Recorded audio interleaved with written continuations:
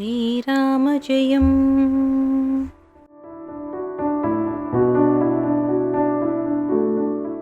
சர்க்கம் 4. ஹனுமான் சீதையை தேடுதல். மகா தேஜசுள்ள ஹனுமான் அஷ்டமா சித்திகள் பயின்ற லங்கா தேவியை வென்று எதிரிகளை வெற்றி கொள்ள நினைப்பவன் வாசலில்லாத இடத்தில் கிராமமோ நகரமோ வீடோ எதுவாயினும் இடது காலை வைத்து புக வேண்டும் என்று நீதி சாஸ்திரம் சொல்கிறபடி இலங்கைக்குள் பிரவேசித்தார்.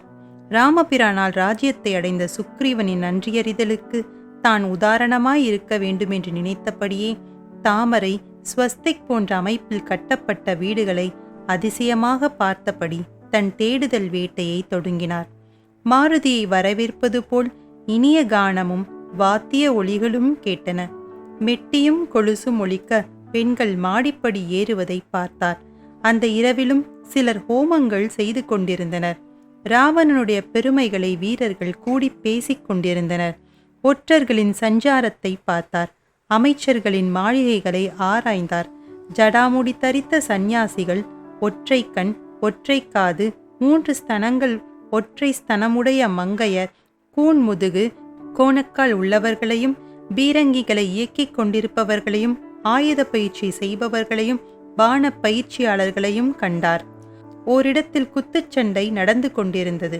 நர்தன சாலையில் புகுந்து பார்த்தார். குதிரை கொட்டடி, யானை தொழுவம் ஒன்றையும் விடவில்லை. பொக்கிஷ சாலையிலிருந்து தானிய கிடங்குக்கு தாவினார். அங்கிருந்து நடுநாயகமாக தங்கத்தால் அமைக்கப்பட்ட லங்கேஸ்வரன் அரண்மனையில் நுழைந்தார். எங்கும் அயில் சந்தன வாசனை வீசியது. அநேக ராட்சசர்கள் விழிப்போடு காவலிருந்தார்கள்.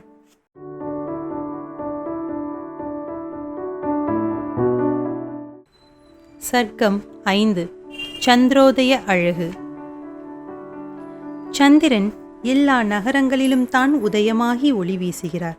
தங்கமும் வைரமும் நவரத்தினங்களுமாக இழைத்திருக்கும் லங்காபுரியில் சந்திர ஒளி படும்போது பார்க்க 2 கண்கள் போதாதென்று நினைத்தார் ஹனுமார். பௌர்ணமியன்று கடல் ஆர்ப்பரிக்கும். நிலா ஒளியில் குழந்தைகள் விளையாடினால் தோளில் மாசுக்கள் ஏற்படாது. ஔஷதிகளுக்கு சந்திர கிரணத்தை கிரகிக்கும் தன்மை அதிகம்.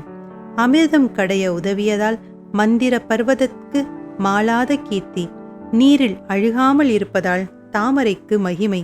பிரதோஷ காலத்தில் கடல் அலையில் நிற்பதால் தேஜஸ் அதிகரிக்கும். அதுபோல ஹனுமான் பாதம் பட்டதால் இலங்கை புனிதமாயிற்று. சந்திரன் ஒளியில் சுக்கிரனும் குருவும் கூட மங்கினர். நில ஒளியில் ராட்சதர்கள் தங்கள் இணையுடன் கூடி குழவுவதை விருப்பு வெறுப்பின்றி பார்த்தார் அந்த பிரம்மச்சாரி. ஒவ்வொரு அழகிய பதிவிரதையான நாரிமணியையும் உற்று பார்த்து இவள் சீதையல்ல என்று பார்வையால் ஒதுக்கினார். நேரம் செல்ல செல்ல கவலை அவரை ஆக்கிரமித்தது. சம்பாதி தன் தீர்க்க திருஷ்டியால் பார்த்து சொன்ன பிறகு இடத்தை ராவணன் மாற்றியிருக்கலாமோ என்று சந்தேகித்தார்.